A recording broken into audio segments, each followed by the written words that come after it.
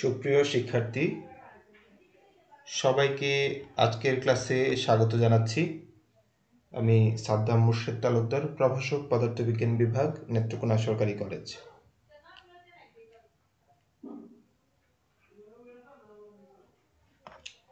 আজকে আমরা একটি নতুন অধ্যায় নিয়ে আলোচনা করব। সেই অধ্যায়টির নাম হচ্ছে পদার্থের গাঠনিক ধর্ম, স্ট্রাকচারাল প্রপার্টিজ অফ ম্যাটার। যে সকল বিষয় নিয়ে কথা বলবো সেগুলো হচ্ছে আন্তঃআণবিক বল, স্থিতিস্থাপকতা ও প্রবাহী পদার্থ। এই তিনটি বিষয় নিয়ে কথা বলবো। আরও কিছু বিষয় আছে প্রবাহী পদার্থের পরের অংশে আমরা দেখব যে সান্দ্রতা কি, সান্দ্র বল, পৃষ্ঠটান, এই বিষয়গুলো থাকবে। তাহলে আজকে আমাদের যে আলোচনার বিষয়, আমরা এই তিনটি বিষয়ের মধ্যে সীমাবদ্ধ থাকব। একটি হচ্ছে আন্তঃআণবিক বল, স্থিতিস্থাপকতা এবং শেষাংশে আমরা রেখেছি প্রবাহী পদার্থ।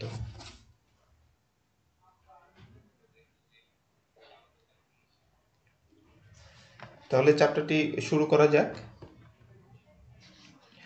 প্রথমেই কথা বলি আসলে আন্তঃআণবিক বল নিয়ে।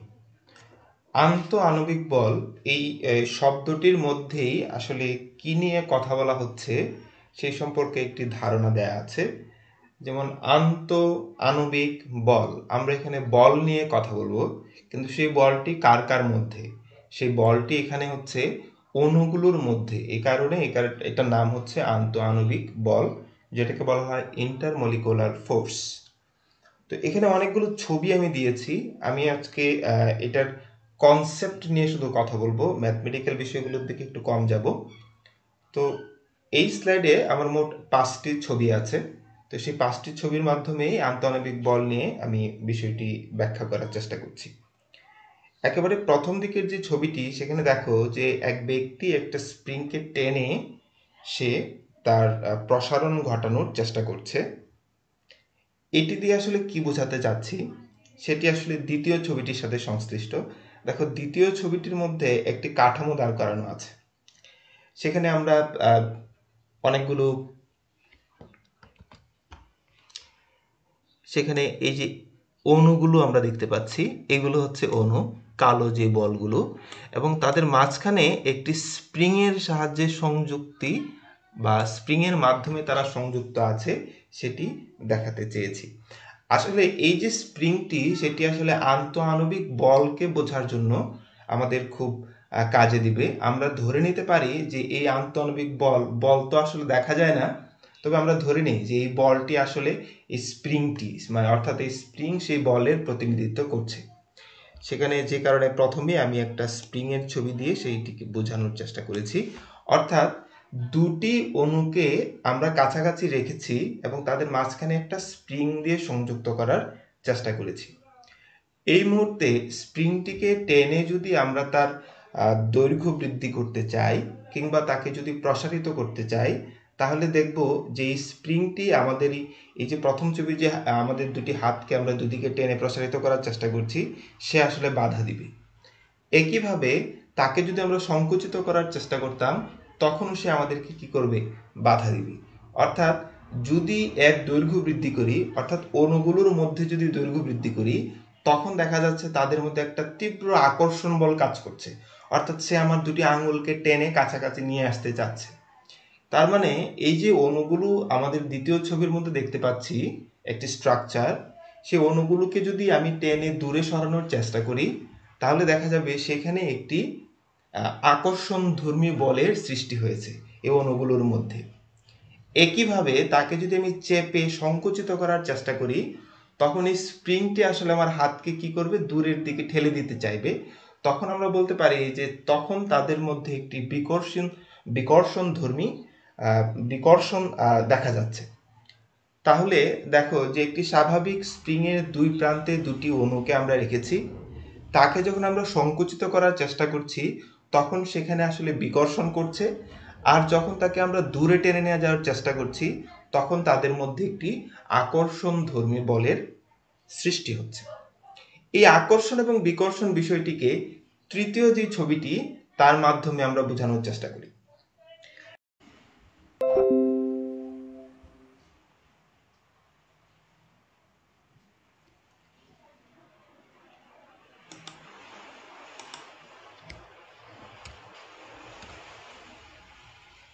আশা করছি তোমরা এখন দেখতে পাচ্ছ।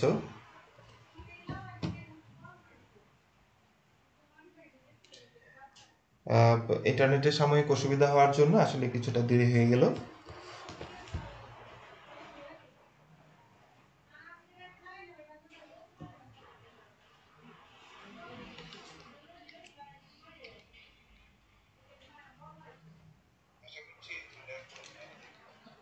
সুপ্রিয় শিক্ষার্থী, যে বিষয়টি নিয়ে কথা বলছিলাম আমি আবার সেই আমার আলোচনায় ফিরে যাচ্ছি যে এমন একটি দূরত্ব নিশ্চয়ই আছে যেই দূরত্বে তাদের এই আকর্ষণধর্মী বল এবং তাদের এই বিকর্ষণধর্মী বল, এই দুটি বলের মান সমান হয়ে যায়।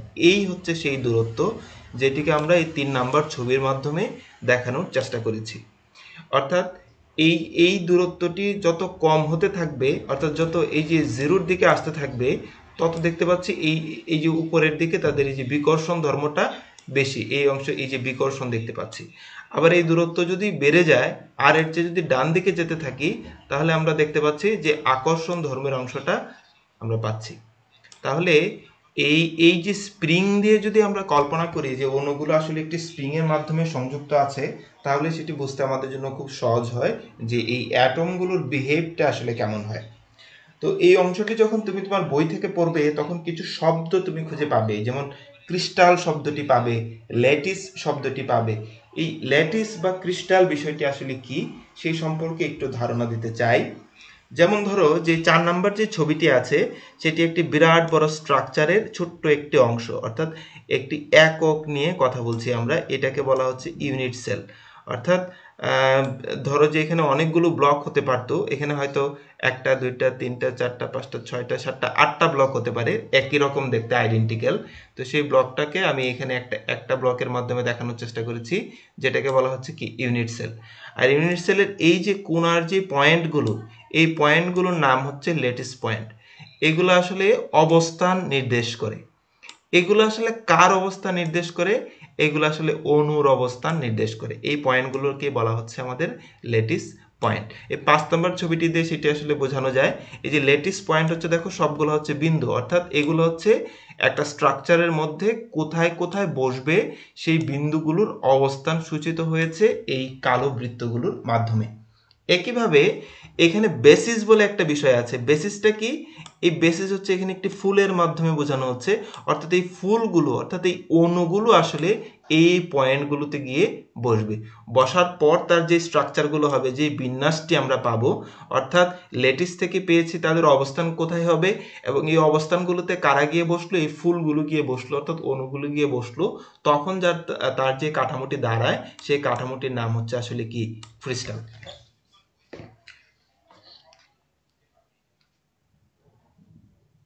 আচ্ছা, তো এর পরবর্তী আমি আশা করছি যে এই আন্তঃআণবিক বলের বিষয়টি আমরা বুঝতে পেরেছি, এবং এই আন্তঃআণবিক বল কঠিন পদার্থের জন্য একরকম হচ্ছে, তরলের জন্য একরকম, এবং গ্যাসের জন্য সেই মানটি আবার ভিন্ন। এটাকে যদি একটু তুলনামূলকভাবে যদি আমরা চিন্তা করি যে আন্তঃআণবিক বল কঠিন, তরল এবং গ্যাসীয়, এই 3 জায়গার মধ্যে সবচেয়ে কিন্তু শক্তিশালী আকারে আছে কোথায়? কঠিন পদার্থের মধ্যে, যে কারণে অণুগুলো আসলে নিজের জায়গাতেই থাকে। এবং এই যে 2 নম্বর ছবিটার মাধ্যমে যদি একটু দেখি যে এই অণুগুলো যে দৃঢ়ভাবে এখানে আটকানো আছে, এগুলো আসলে একটি কঠিন পদার্থের ক্ষেত্রেই এভাবে আটকানো থাকে দৃঢ়ভাবে, এবং তারা নিজের জায়গায় সবসময় কম্পনশীল হয়। অর্থাৎ তাদের মধ্যে একটা সরল ছন্দিত স্পন্দন থাকে, তারা কাঁপতে থাকে। আমরা জানি যে প্রত্যেকটা বস্তুই কম্পনশীল, প্রত্যেকটা বস্তুর ভিতরের অণুগুলোও কম্পনশীল, কারণ সেখানে তাপমাত্রা রয়েছে। যেখানে তাপমাত্রা থাকে সেখানে অণুগুলোর মধ্যে একটা গতিশক্তি অর্থাৎ একটা কম্পন বিদ্যমান থাকে। তাহলে এই অণুগুলোর মধ্যে সেই কম্পনটি বিদ্যমান আছে এবং তার একটি গড় অবস্থানের যেখানে আছে তার সাথেই আসলে তার এই কম্পনটি হয়, এবং এখান থেকে সে অন্য কোথাও মুভ করে না। কিন্তু তরলের ক্ষেত্রে আমরা দেখি যে অণুগুলো আসলে নির্দিষ্ট দূরত্ব মেনে এরকম ভাবে থাকে না, একটু দুর্বল ভাবে তারা থাকে, যে কারণে অণুগুলো একটা আরেকটা অণুর পাশ দিয়ে স্লাইড করে চলে যেতে পারে। বিচ্ছিন্ন থাকে না, একেবারে এরকমই থাকে, কিন্তু সেই বন্ধনটা থাকে আসলে এটার চেয়ে তুলনামূলকভাবে একটু দুর্বল। হ্যাঁ, যে কারণে আমরা দেখি যে তাদের আয়তনের যে পার্থক্য সেটা খুব বেশি না হলেও, এক মিনিট,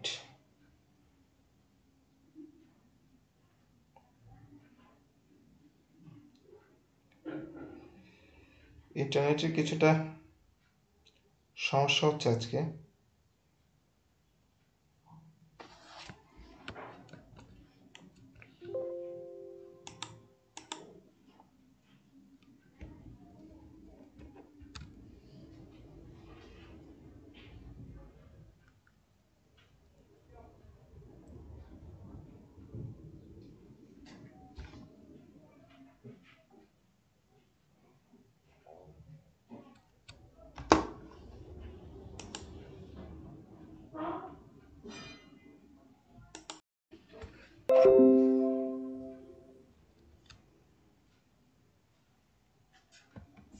আশা করছি তোমরা আবার দেখতে পাচ্ছ।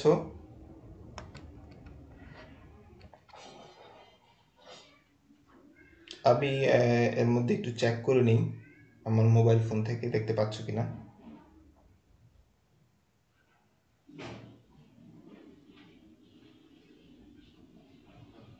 আজকে দুর্যোগপূর্ণ আবহাওয়ায় ইন্টারনেটের একটু অসুবিধা হচ্ছে।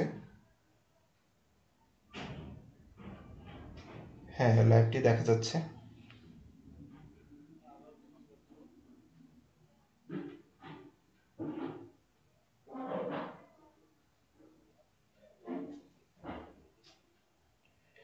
ওকে, তাহলে আমরা আন্তঃআণবিক বল সম্পর্কে এতক্ষণ কথা বললাম। তার পরবর্তী স্লাইডে আমরা যাই। এরপরে আমরা স্থিতিস্থাপকতা নিয়ে কথা বলবো। স্থিতিস্থাপকতার আসলে দুইটি স্লাইডের মধ্যে আমরা প্রথম স্লাইডটি নিয়ে কথা বলছি।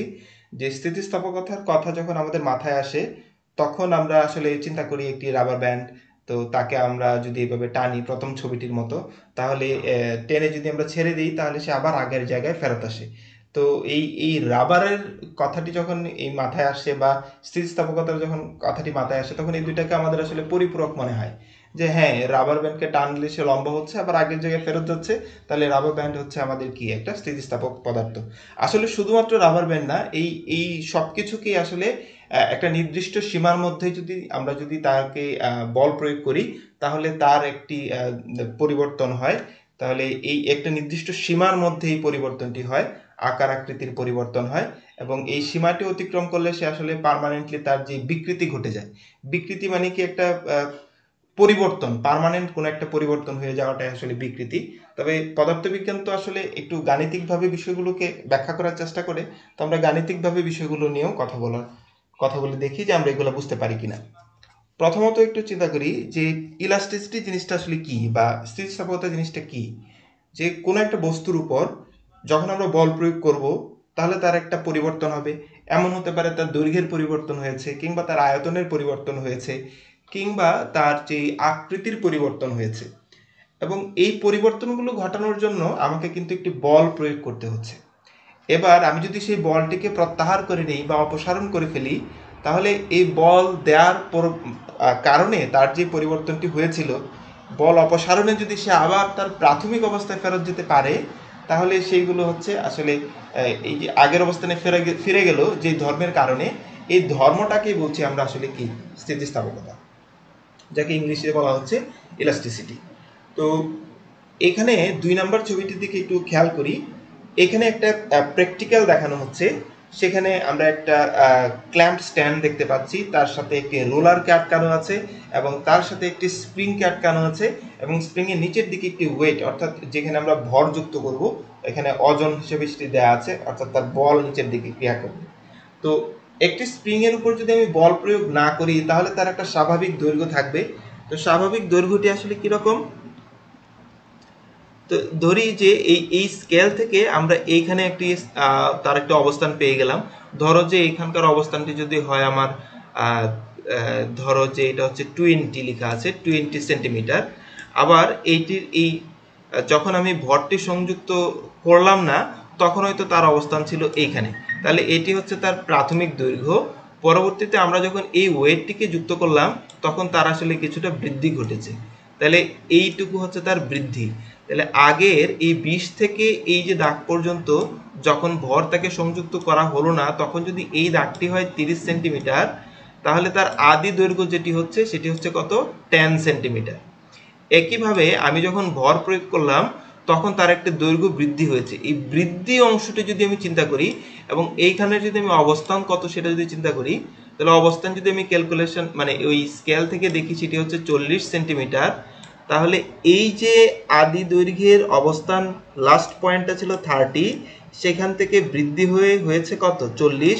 তাহলে তার যে পরিবর্তন হয়েছে সেই পরিবর্তনকে আমরা বলতে পারি ডেল্টা এল, এবং ডেল্টা এল এর মান হচ্ছে এই ক্ষেত্রে কত 10। আর তার আদি দৈর্ঘ্যটাকে যদি আমি এল দিয়ে প্রকাশ করি, তাহলে আদি দৈর্ঘ্য যদি এল হয়, তাহলে দেখো প্রাথমিক অবস্থান মানে এই প্রান্তটির অবস্থান ছিল 20-এ আর এই প্রান্তটির অবস্থান ছিল 30-এ। তাহলে তাদের এই দুটো অবস্থানের বিয়োগফল সেটা হচ্ছে কত 10 সেন্টিমিটার।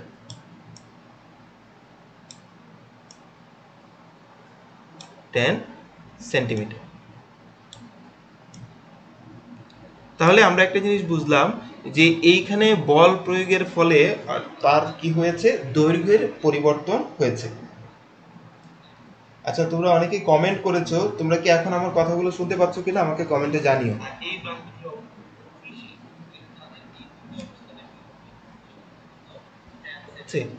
এখন এই যে স্থিতিস্থাপকতার মধ্যে বলছিলাম যে বল প্রয়োগ করলে তার একটি পরিবর্তন হয় বা তার একটি বিকৃতি হয়, সেই বিকৃতির হিসাব নিকাশগুলো কিরকম। তো বিকৃতি মানে হচ্ছে পদার্থবিজ্ঞানের হিসাবে বা পদার্থবিজ্ঞানের ভাষায় সেই বিকৃতি,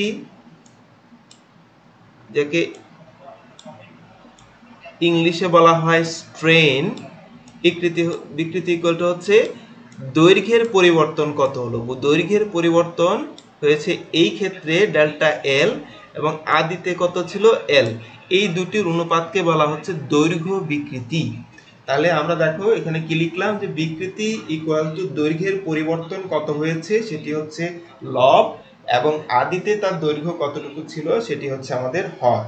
তাহলে লবের ক্ষেত্রে আমরা দেখলাম পরিবর্তন, এবং এই পরিবর্তন মানে যে শুধুমাত্র দৈর্ঘ্য বৃদ্ধি তা নয়, এই পরিবর্তন মানে কিন্তু দৈর্ঘ্যের যে সংকুচন, কতটুকু সংকুচিত হলো সেটিও হতে পারে। এই কারণে আমরা সেই জায়গায় পরিবর্তন শব্দটির কথা বলছি। আর তোমরা জানো যে এরকম এই ডেল্টা চিহ্নটা ব্যবহার করা হয় পরিবর্তন বোঝানোর জন্য। এখন এই যে দৈর্ঘ্য বিকৃতি নিয়ে কথা বললাম, তো তার উপরের অংশটি হচ্ছে ডেল্টা এল, তার একক হচ্ছে আমরা এসআই এককে লিখি যদি মিটার, এবং নিচে তার যে আদি দৈর্ঘ্য আছে সেটিরও একক এসআই এককটি হচ্ছে কি মিটার। তাহলে উপরেও মিটার নিচেও মিটার। আমি যদি কেটে দেই তাহলে আসলে দেখছি বিকৃতির কোনো একক থাকে না। তাহলে বিকৃতির কেন একক থাকে না? কারণ তারা সমজাতীয় রাশির অনুপাত। আশা করি এই অংশটি তোমরা বুঝতে পেরেছো। এরপর 3 নম্বর ছবিটির দিকে আমরা একটু চিন্তা করি। 2 নম্বর ছবিতে যে আমরা ভর যুক্ত করার কথা বলছিলাম, আমরা কি সব সময় 1 কেজি 2 কেজি 3 কেজি 10 কেজি এরকম বাড়াতেই থাকবো, আর এই ভরগুলোকে অপসারিত করলে এই স্প্রিংটি কি তার আগের জায়গায় বারবার ফিরে যাবে? এরকমটি আসলে হয় না। একটু চিন্তা করো যে আমি এখানে যে ভরটি যুক্ত করেছি সেই ভরটি যদি হয় এই ধরো যে 1 কেজি, তাহলে তার যতটুকু দৈর্ঘ্য বৃদ্ধি পেল, ধরো যে এইখানে এসেছে, আমি এখানে দিলাম হচ্ছে 2 কেজি, তাহলে তার দৈর্ঘ্য পরিমাণটা হয়তো এখানে এসেছে। আমি এই 2 কেজিকে আবার কি করলাম, অপসারণ করলাম। অপসারণ করলে যেহেতু আমি এখান থেকে বল অপসারণ করলাম, এখানে ভর অপসারণ করা মানে কিন্তু বল অপসারণ করা। কারণটা কি? কারণ ভরের সাথে তো অভিকর্ষ ত্বরণ কাজ করছে, তাই না? তাহলে আমি যদি এই ভরটাকে অপসারণ করি তাহলে সে আবার আগের জায়গায় কি করে ফেরত যেতে পারে। তাহলে আমাদেরকে এমন একটা বিষয় মাথায় রাখতে হবে যে আমরা যতই বল প্রয়োগ করি না কেন, সে একবার আগের দৈর্ঘ্যে ফেরত যেতে পারে কিনা এইটা আমাদের মাথায় সবসময় রাখতে হবে। সুপ্রিয় শিক্ষার্থী, ধরো যে আমি 2 দিলাম, 2 কেজি দিয়ে আমি অপসারণ করলে আবার আগের জায়গায় ফেরত যাচ্ছে। আমি যদি এখন 3 কেজি দিয়ে দিই, তাহলে 3 কেজি দিলে সে হয়তো তার দৈর্ঘ্যটা আরো বাড়বে, স্বাভাবিকভাবে আরো দৈর্ঘ্য বৃদ্ধি পাবে। কিন্তু 3 কেজিকে যদি আমি অপসারণ করে দিই তাহলে আমরা কি দেখব? 3 কেজিকে যদি আমি অপসারণ করে দিই তাহলে হয়তো দেখব সে তার যে প্রাথমিক একেবারে এই লেভেলটি পর্যন্ত না এসে সে হয়তো একটু তার দৈর্ঘ্যটা বেড়ে গেছে। অর্থাৎ একটা রাবারকেও যদি তুমি বারবার টানো এবং বেশি বেশি করে টানো, রাবারটাও কিন্তু একসময় কি হয়ে যায়, বড় হয়ে যায়। তো এই স্প্রিংটিকে তুমি বারবার কি করছো, 1 কেজি দিচ্ছ, 2 কেজি দিচ্ছ, দিয়ে আবার সরিয়ে ফেলছো, সে আবার আগের জায়গায় ফেরত যাচ্ছে। কিন্তু তুমি যখন 3 কেজি ভর দিলা তখন তার স্প্রিংটি বৃদ্ধি পেলো, তাকে সরাই দিলা, সে আবার আগের জায়গায় ফেরত যেতে পারলো না, কিন্তু তার কাছাকাছি একটি জায়গায় সে কি করলো, ফেরত গেল। ঠিক আছে, তো আশা করি যে এই অংশটি তোমরা বুঝতে পেরেছো। তার মানে কি বলতে চেয়েছি এখানে, যে আমি যদি তাকে ভর দেই অর্থাৎ তাকে বল দেই তাহলে তার দৈর্ঘ্য বাড়বে, এবং বলটাকে যদি অপসারণ করি তাহলে তার দৈর্ঘ্যের যে বৃদ্ধিটুকু সেটি আবার হ্রাস পাবে। তাহলে এই দৈর্ঘ্যের সাথে এই বলের আমরা একটি কি দেখতে পাচ্ছি, সম্পর্ক দেখতে পাচ্ছি। কিন্তু এইটি একটি সীমানা পর্যন্ত এই এই যে সমানুপাতিক বিষয়টি, অর্থাৎ একটি বাড়লে আরেকটি বাড়ছে, এটি একটি সীমা পর্যন্ত কাজ করে। এই সীমাটি হচ্ছে আমাদের এই যে 3 নাম্বার যে ছবি, অর্থাৎ 3 নাম্বার যে গ্রাফ, এই গ্রাফের এই এইচ হচ্ছে সেই সীমাটি।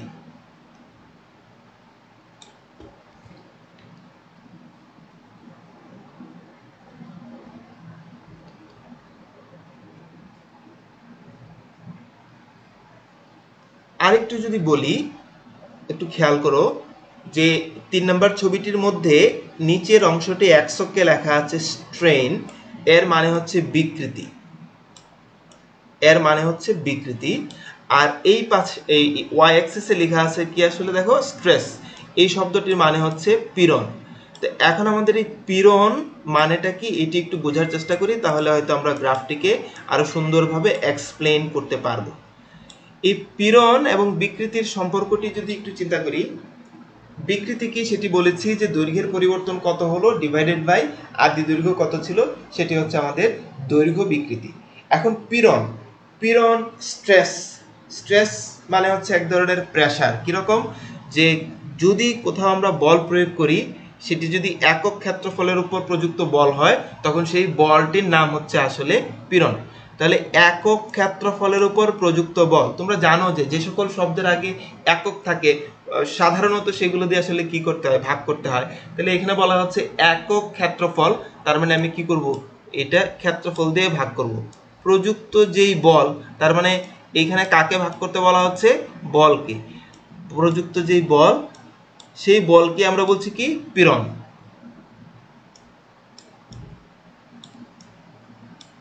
তাকে বলছি আমরা পীড়ন। সুপ্রিয় শিক্ষার্থী, তোমরা খেয়াল করে দেখো এই সূত্রটি তোমার পরিচিত কোনো একটি সূত্রের সাথে মিলে যাচ্ছে। সেটি কে, সেটি হচ্ছে চাপ। চাপের ক্ষেত্রেও কিন্তু তোমরা এরকম দেখে এসছো যে বল বাই কি, ক্ষেত্রফল। আর এই পীড়নের একক কি হবে, নিউটন পার মিটার স্কয়ার, যেটি আমরা এই সমীকরণের সাহায্যে দেখতে পাচ্ছি।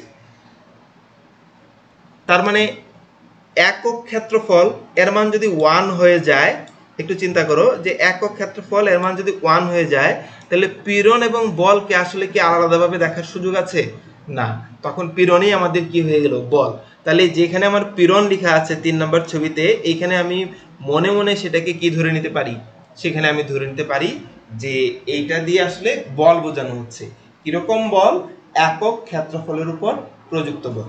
আর নিচে যে বিকৃতির কথা স্ট্রেন বলা হচ্ছে, সেই স্ট্রেনটা আসলে কি, যে একক, এই যে তোমরা আগের অংশটা যদি একটু খেয়াল করে দেখো তাহলে তোমরা বুঝতে পারবে যে আগে ছিল এরকম ক্ষেত্র, উপরে ছিল হচ্ছে দৈর্ঘ্যের পরিবর্তন, নিচে ছিল তার কি আদি দৈর্ঘ্য। অর্থাৎ এটার মান যদি আমি 1 ধরে নেই, অর্থাৎ একক দৈর্ঘ্যে, তাহলে এটি হচ্ছে তার কি পরিবর্তন। তাহলে নিচের বিকৃতি দিয়ে আমরা বুঝতে পারছি যে পরিবর্তন হচ্ছে, আর উপরে স্ট্রেস দিয়ে বোঝাচ্ছি যে আমরা বল প্রয়োগ করছি। তাহলে আমরা দেখতে পাচ্ছি যে বল যতই প্রয়োগ করি না কেন, তার যে দৈর্ঘ্যের পরিবর্তন সেটি ততই কি হচ্ছে, বাড়ছে। এই যে পীড়ন এবং এই যে বিকৃতি, এই যে সম্পর্কটি, সেই সম্পর্কটি আবিষ্কার করেছেন বিজ্ঞানী হুক।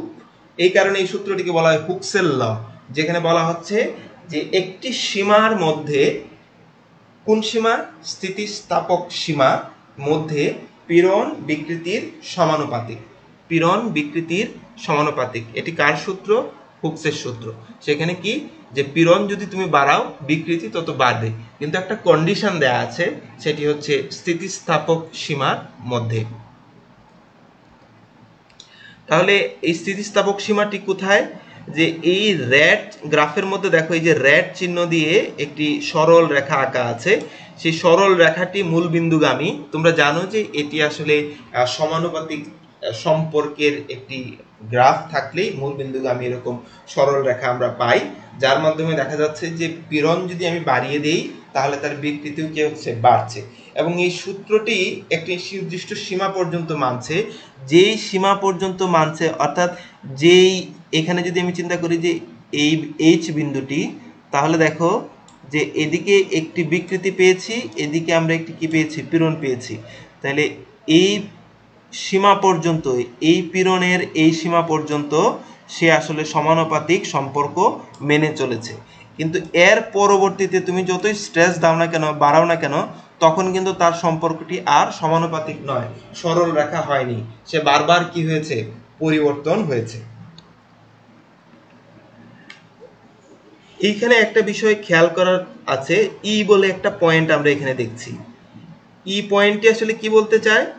ই পয়েন্টটি বলতে চায় যে এটি হচ্ছে স্থিতিস্থাপক সীমা, অর্থাৎ এই পর্যন্ত যদি তুমি তাকে বল প্রয়োগ করো তাহলে সে হয়তো ফিরে আবার আগের অবস্থানে যেতে পারছে, হয়তো পুরাটা সমানুপাতিক হচ্ছে না, সমানুপাতিক হচ্ছে এইচ পয়েন্ট পর্যন্ত, কিন্তু ই পর্যন্ত নিলেও সে কি করে, ব্যাক করে আবার এই যে অবিন্দু মূল বিন্দুতে ফেরত যেতে পারে।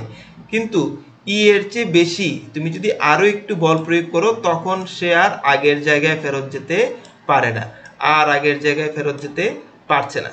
তাহলে ইটা হচ্ছে আমাদের এমন একটা লিমিট, এই লিমিটের আগ পর্যন্ত যত বলই তুমি প্রয়োগ করো না কেন, তাকে যদি তুমি অপসারণ করো তাহলে সে তার আদি অবস্থানে ফেরত যেতে পারছে। এবং এই ই কে অতিক্রম করে যদি তুমি তাকে বল প্রয়োগ করো তাহলে সে আর আগের জায়গায় ফেরত যেতে পারছে না।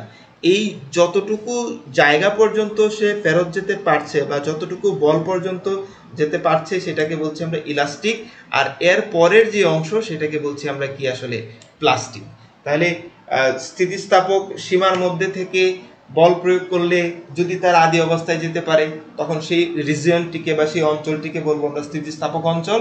এবং এর পরবর্তীতে আমরা যতই বল প্রয়োগ করি না কেন তাকে অপসারণ করলে দেখা যাচ্ছে সে আর আগের জায়গায় যেতে পারছে না এবং তার পার্মানেন্টলি তার দৈর্ঘ্য কিছুটা বেড়ে যেতে পারে, সেই অঞ্চলটিকে আমরা বোঝাচ্ছি প্লাস্টিক অঞ্চল।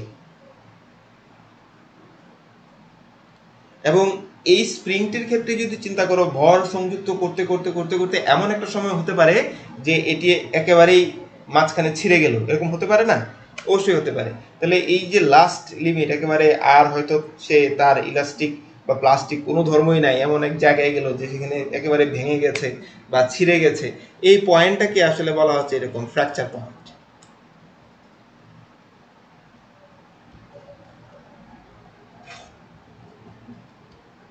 আমরা পরবর্তী স্লাইডে যাই। স্থিতিস্থাপকতার এখানে আমরা 4টি ছবি দিয়েছি, তো সেখানে দেখো স্থিতিস্থাপকতার এখানে কি কি বিষয় নিয়ে কথা বলবো। এখানে কথা বলবো হচ্ছে যে প্রথম ছবিটিতে দেখো এটি একটি দৈর্ঘ্য দেয়া আছে এবং তার উপর একটি পীড়ন প্রয়োগ করা হয়েছে। পীড়ন মানে বলেছিলাম যে একক ক্ষেত্রফলের উপর প্রযুক্ত বল F/A। তো এই বলটি প্রয়োগ করার কারণে সে কি হলো, তার একটু দৈর্ঘ্যের পরিবর্তন হলো। এই যে দৈর্ঘ্যের পরিবর্তন হলো, সেই ডেল্টা এল কে যদি আমরা তার আদি দৈর্ঘ্য দিয়ে ভাগ করে দিতে পারি তাহলে যেটি পাওয়া যাবে তাকে বলা হবে দৈর্ঘ্য পীড়ন, দৈর্ঘ্য বিকৃতি। দৈর্ঘ্যের যে পরিবর্তন তাকে যদি আদি দৈর্ঘ্য দিয়ে ভাগ করে দিতে পারি তাহলে আমরা যে অংশটি পাবো তাকে বলা হচ্ছে কি, দৈর্ঘ্য বিকৃতি। এবং যেই পীড়নটি প্রয়োগ করার মাধ্যমে এই যে পরিবর্তনটুকু হলো সেই পীড়ন অর্থাৎ F/A, এই অংশটিকে বলা হবে দৈর্ঘ্য পীড়ন। তাহলে পীড়ন এবং বিকৃতির একটু আগে আমরা একটা সম্পর্ক দেখছিলাম যে পীড়ন বিকৃতির কি হয়, সমানুপাতিক। তাহলে সমানুপাতিক চিহ্ন তুলে দিলে সেখানে আমাদের একটি ধ্রুবক আনতে হয়, আর এই ধ্রুবকটির নামই হচ্ছে আসলে ইয়ং মডুলাস। তাহলে ইয়ং মডুলাসকে এখানে ই এর মাধ্যমে প্রকাশ করা হয়েছে, কোনো কোনো বইতে ওয়াই দিয়ে প্রকাশ করা হয়েছে। তো ই ওয়াই সেটি তেমন কোনো একটা প্রবলেম না, তবে ই এবং ওয়াই এর পরিচয়টি তোমার জানতে হবে। সেই পরিচয়টি কি, সেটিকে বলা হচ্ছে ইয়ং এর গুণাঙ্ক। তাহলে ইয়ং এর গুণাঙ্ক হচ্ছে পীড়ন ডিভাইডেড বাই কি, বিকৃতি। এবং এটি কাজ করছে কখন, যখন শুধুমাত্র আমরা দৈর্ঘ্যের পরিবর্তন নিয়ে কথা বলছি। এখন আমরা দ্বিতীয় ছবিটির দিকে একটু লক্ষ্য করি। দ্বিতীয় ছবিটিতে আমরা কি দেখতে পাচ্ছি, যে একটি গোলক দেখতে পাচ্ছি। তো তো এই গোলকটির সামনে একটু খেয়াল করে দেখো যে তার আরেকটি বর্ডার দেয়া আছে, অর্থাৎ এইখানে একটি বর্ডার দেয়া আছে। তার মানে প্রাথমিক অবস্থায় গোলকটি একটু বড় ছিল, তার উপর আমি কি করলাম, চাপ প্রয়োগ করলাম। এই যে পি দেওয়া হয়েছে, চাপ আর পীড়ন এর মধ্যে কি কোনো মানে পার্থক্য আছে কি? একটু আগে আমরা দেখলাম যে এই পীড়ন আর এই চাপ তার সূত্রটা আসলে কি একই। তাহলে যেখানে পি এর কথা বলা হচ্ছে সেটা আসলে আমাদের পীড়ন। তো এই চাপ বা এই পীড়ন প্রয়োগ করার কারণে বাইরে থেকে যখন আমি একটি গোলককে বল প্রয়োগ করছি তখন সে আসলে সংকুচিত হয়ে গেছে। তাহলে আগে তার একটি আয়তন ছিল, সেই আয়তনটি মনে করি তার প্রাথমিক যে আয়তন সেই আয়তনটি হচ্ছে ভি, পরবর্তীতে তার যে নতুন আয়তনটি হয়েছে সেটি হচ্ছে ভি প্রাইম। তাহলে আয়তনের পরিবর্তন কতটুকু হয়েছে সেই পরিবর্তনটি হচ্ছে আমাদের ডেল্টা ভি। তোমরা জানো যে ডেল্টার চিহ্নটি ব্যবহার করা হয় পরিবর্তন বোঝানোর জন্য, এবং এই পরিবর্তনকে ভাগ করতে হবে কি দিয়ে? ভাগ করতে হবে আদিতে কিরকম ছিল। যেহেতু আদি দৈর্ঘ্যের ক্ষেত্রে আমরা এল লিখেছিলাম, আর এখন যেহেতু আমরা আয়তন নিয়ে কথা বলছি, তাহলে আয়তনের পরিবর্তনকে ভাগ করতে হবে আদিতে কি আয়তন ছিল সেটি দিয়ে। তাহলে আদিতে আয়তন ছিল হচ্ছে ভি।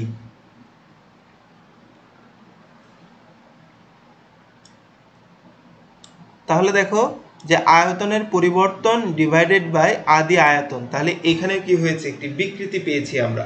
সেই বিকৃতিটিকে বলা হচ্ছে আয়তন বিকৃতি।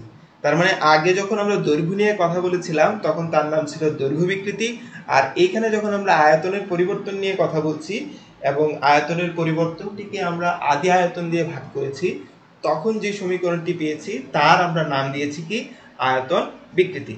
তাহলে এই যে মডুলাস বা স্থিতিস্থাপক গুণাঙ্কের বিষয়টা যদি তোমরা একটু চিন্তা করো, তাহলে দেখো যে উপরে হচ্ছে পীড়ন আর নিচে হচ্ছে কি বিকৃতি।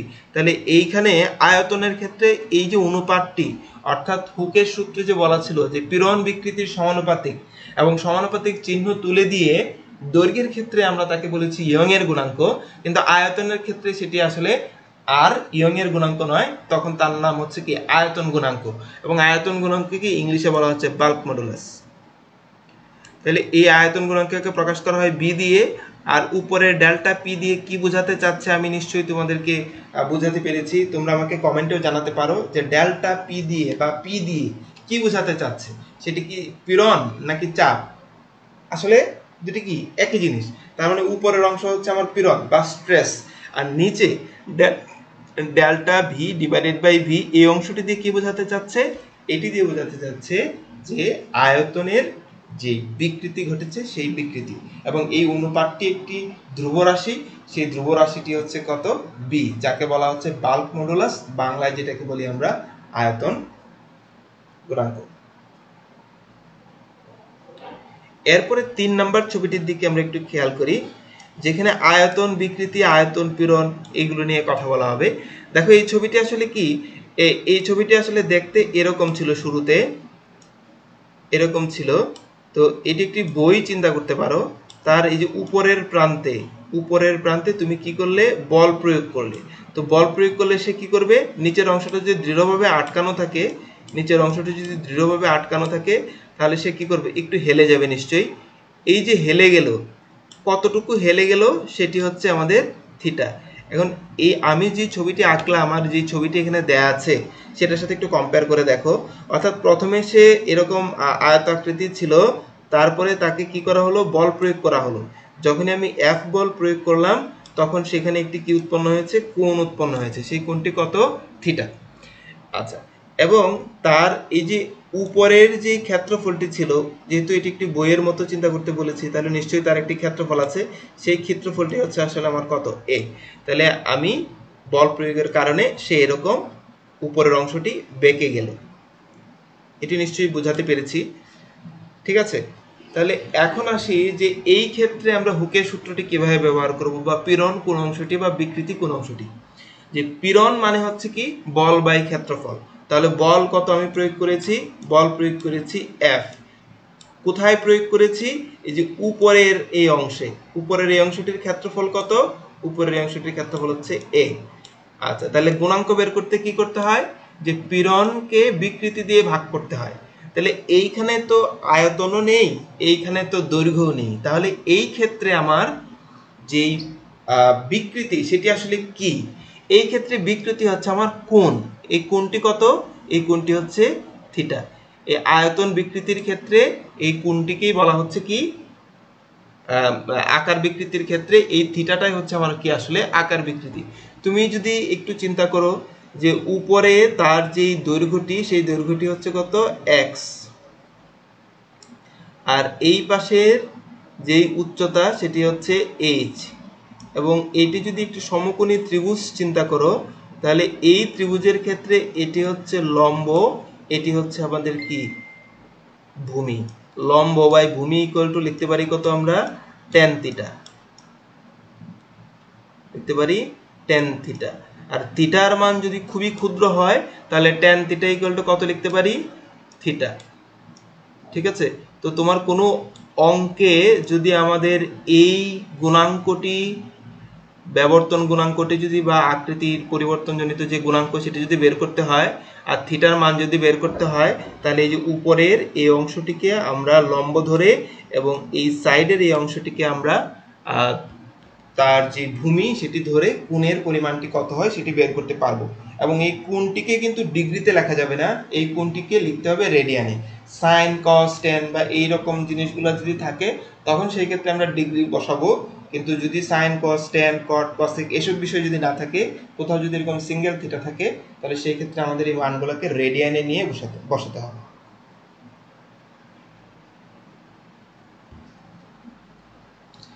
4 নাম্বার ছবিটির দিকে একটু খেয়াল করি। এটি আসলে পয়সনের অনুপাত বলে একটি বিষয় আছে, সেটি বোঝানোর জন্য এখানে লিখেছি।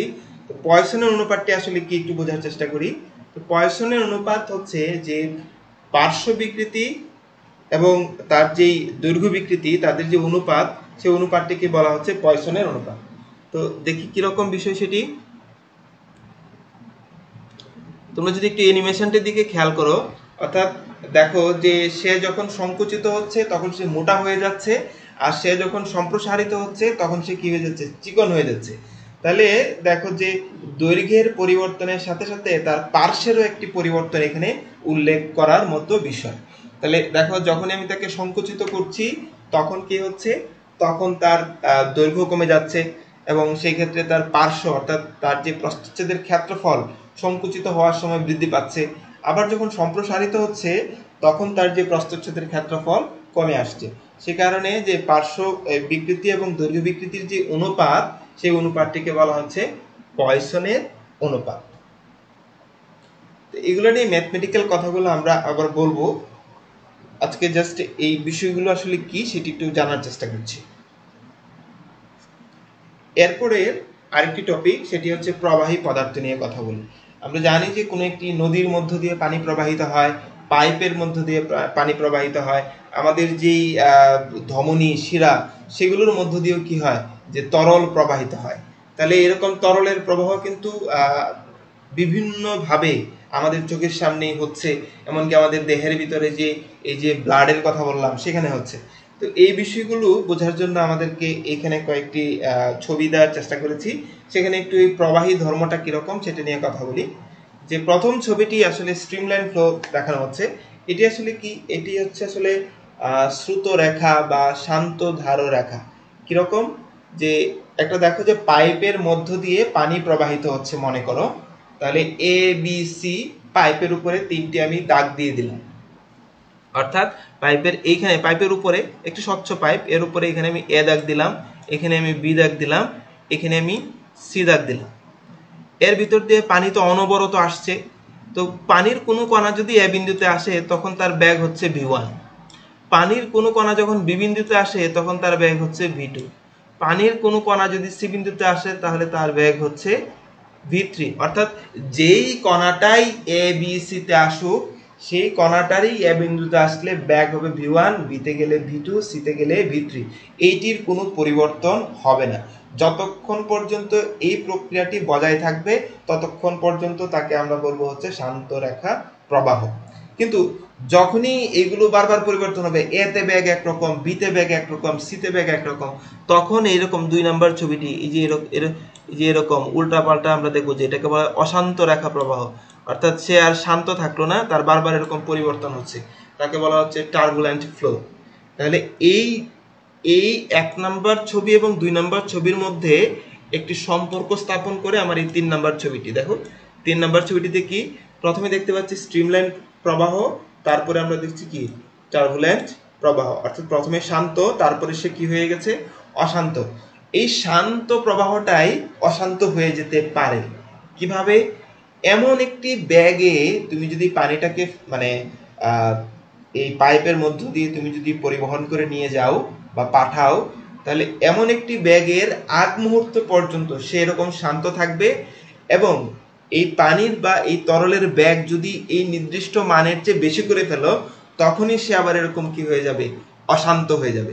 এই পয়েন্টটাকে আসলে এই যে রেড মার্ক বা রেড সার্কেল দিয়ে এখানে বোঝাতে চেয়েছি, সেটাকে নাম বলা হচ্ছে কি ক্রিটিক্যাল ভেলোসিটি। তো এই ক্রিটিক্যাল ভেলোসিটির আগের অংশটা কি? আগের অংশটা হচ্ছে শান্ত রেখা প্রবাহ, ছবিটা দেখো। আর এই ক্রিটিক্যাল ভেলোসিটি অতিক্রম যদি করে ফেলে তখন সে হচ্ছে কি অশান্ত রেখা প্রবাহ। সুপ্রিয় শিক্ষার্থী, এই 4 নাম্বার উপরের ছবিটি বড় ছবিটির দিকে একটু খেয়াল করো, সেটার একটা নাম দেওয়া হয়েছে রেনল্ডস এর সংখ্যা। সেটা কিরকম? তো এই রেনল্ডস এর একটি সমীকরণ আছে, সমীকরণটি হচ্ছে এই যে আর ই বা রেনল্ডস ইকুয়েশন বা রেনল্ডস কনস্ট্যান্ট ইকুয়াল টু হচ্ছে rho B D divided by eta. এই সূত্রটি তোমাদের বইতে একটু ছোট করে দেওয়া আছে, একটু পড়ে নেবে। এর একটি মান আছে, এর মান যদি এরকম 2200 হয়,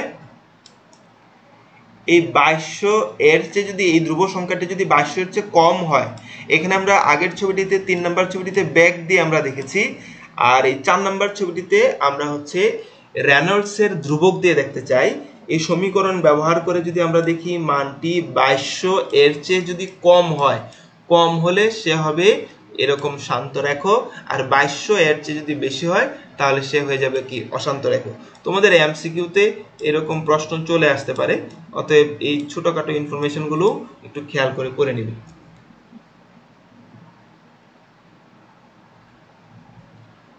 এই হচ্ছে আমাদের আজকের আলোচনা।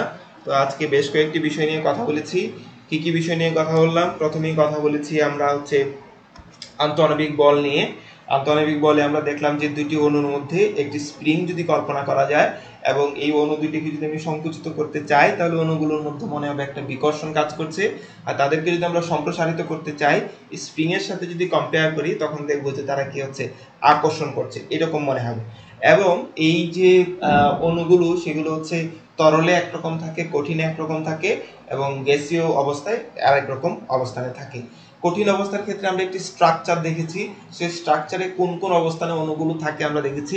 এই এক একটা অণুকে আমরা ইউনিট সেলে দেখেছি এবং তাকে আমরা বেসিসে দেখেছি, এবং ল্যাটিস পয়েন্ট বলে কিছু পয়েন্ট আছে, যে পয়েন্টগুলোতে অণুগুলো বসে, সেখানে বসিয়ে আমরা একটি ফুলের সাহায্যে বোঝানোর চেষ্টা করেছি একটি ক্রিস্টাল কিভাবে গঠিত হয়। তো ক্রিস্টাল গঠিত হওয়ার প্রক্রিয়াটা আমরা দেখলাম যে ল্যাটিস পয়েন্টগুলোতে একটা একটা করে বেসিস এসে বসছে, তখন আমরা দেখলাম যে সাজানো একটি ফুলের বাগানের মতো ছবি এসেছিল, যেটিকে আমরা বলেছি আসলে কি ক্রিস্টাল।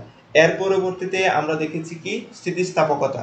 যে স্থিতিস্থাপক এই শব্দটা আসলে আমাদের রাবার ব্যান্ডের কথা মনে পড়ে বা একটা স্প্রিং এর কথা মনে পড়ে, যে টানলে একটা জিনিস লম্বা হয়, ছেড়ে দিলে আবার আগের জায়গায় ফেরত যায়। তো এটি এই ইচ্ছা মতো টানলে হয় না, তার একটি নির্দিষ্ট সীমার মধ্যে তুমি যদি তাকে টানো বা বল প্রয়োগ করো এবং সেই বলটি অপসারণ করলে তার সে আগের জায়গা পর্যন্ত ফেরত যেতে পারে। তো যতক্ষণ পর্যন্ত এই কাজটি ঘটে এবং তাকে যদি আমরা একটি গ্রাফের মাধ্যমে নিয়ে যাই, তখন আমরা একটি সমানুপাতিক রেখা পেতে পারি, এবং এই অঞ্চলটিকে তখন আমরা বলি যে এটি হচ্ছে আমাদের ইলাস্টিক অঞ্চল।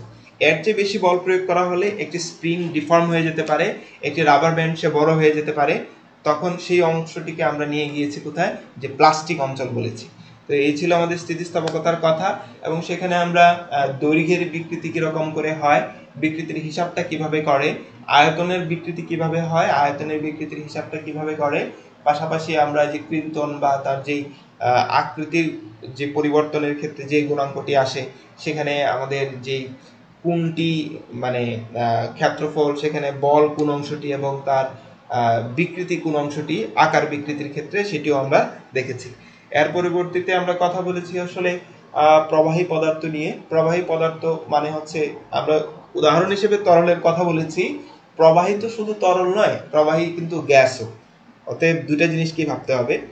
তো এই প্রবাহীর ক্ষেত্রে আমরা দেখেছি যে কোন একটি পাইপের মধ্য দিয়ে যখন আসে, তখন বিভিন্ন বিন্দুতে তাদের যে বেগের মানগুলো, সেই মানগুলো সবসময় ওই বিন্দুতে যে কণাটাই আসে না কেন তার বেগের মান আমরা দেখেছিলাম কি হয়, সমান হচ্ছে। এবং আমরা এটাও দেখেছি যে একটা নির্দিষ্ট বেগ পর্যন্ত এটি ঠিক থাকে, এই বেগের বেশি হয়ে গেলে তখন সে আবার অশান্ত রেখায় পরিণত হয়ে যায়। তো এই যেই বেগ পর্যন্ত এই লিমিটটি মানে সেই বেগটিকে নাম দিয়েছি আমরা ক্রিটিক্যাল ভেলোসিটি বা ক্রান্তি বেগ। এর চেয়ে যদি কম হয় তাহলে সেই বেগটি হচ্ছে তাহলে সেই পানির প্রবাহটি হচ্ছে শান্ত রেখা প্রবাহ, এবং এই বেগের চেয়ে বেশি হয়ে গেলে তখন সেটা দেখেছি আমরা অশান্ত হয়ে যায়। এবং একইভাবে সেটা রেনল্ডসের সংখ্যা বা রেনল্ডস কনস্ট্যান্ট নামে একটি গ্রাফের মাধ্যমে দেখিয়েছি যে 2200 এর চেয়ে যদি কম হয় তাহলে সেই ক্ষেত্রেও দেখা যাচ্ছে শান্ত থাকে, কিন্তু 2200 এর চেয়ে যদি বেশি হয়ে যায় ধ্রুবকের মানটি তখন সে আবার কি হয়ে যাচ্ছে, অশান্ত হয়ে যাচ্ছে। তো এই ছিল আমাদের আজকের আলোচনার বিষয়। তো আশা করি যে তোমরা সবাই এই অংশটি বুঝতে পেরেছো এবং বাসায় এগুলো একটু পড়াশোনা করবে। আর নেক্সট কোনো একটা ক্লাসে আমরা এগুলোর গাণিতিক বিষয়গুলো নিয়ে বোর্ডের মাধ্যমে সেগুলো বোঝানোর চেষ্টা করব। তো ততদিন ভালো থেকো, ধন্যবাদ সবাইকে।